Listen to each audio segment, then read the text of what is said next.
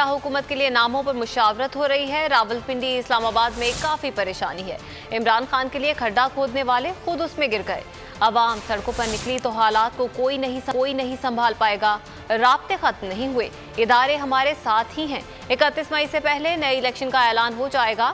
साबिक वजीर दाखिला शेख रशीद का अबू न्यूज से गुफ्तगू में बड़ा दावा कहा। उम्मीद है आइंदा 72 घंटों में मुस्बत जवाब आ जाएगा। ख्वाहिश है सुलह हो और इलेक्शन की तरफ जाएं। सितंबर या अक्टूबर में इंतखाबात हो जाएंगे। शहबाज शरीफ के खिलाफ केस पर सुप्रीम कोर्ट को भी एक्शन लेना होगा। निगरान हुक्मरान मईशत दान होगा। मास्टर प्लान जिन्होंने बनाया, जिन्होंने अमल कराया, उनसे भी गलती हो गई।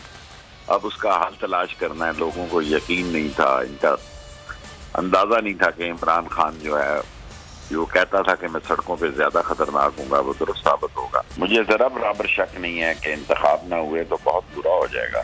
31 मई तक इसका ऐलान हो जाए और मुल्क किसी किस्म की सूरती से बच जाए। फजलुर रहमान भी कीमतें बढ़ाने के तो हामी नहीं है, लेकिन इलेक्शन की हमायत की तरफ से सवाए पीपल्स पार्टी के, पीपल्स पार्टी को अपनी मौत दिखाई दे रही। तमाम पार्टियां इलेक्शन की तरफ जा रही, हर तरफ से ये घेरे में आ गए हैं।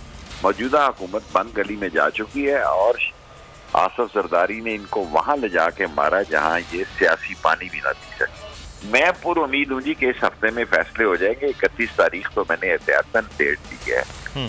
मैं पूरी उम्मीद हूँ कि शायद आइंदा 72 घंटों में भी मुस्बत राय वहां आ जाए। सुप्रीम कोर्ट को भी अब हरकत में आना पड़ेगा जी। ये तो केसेस में जाके ये अपने अफसरों से कहलवाएं कि अब केस ही नहीं लड़ना चाहते। सब्सक्राइब करें और बेल दबाएं ताकि कोई खबर रह न जाए।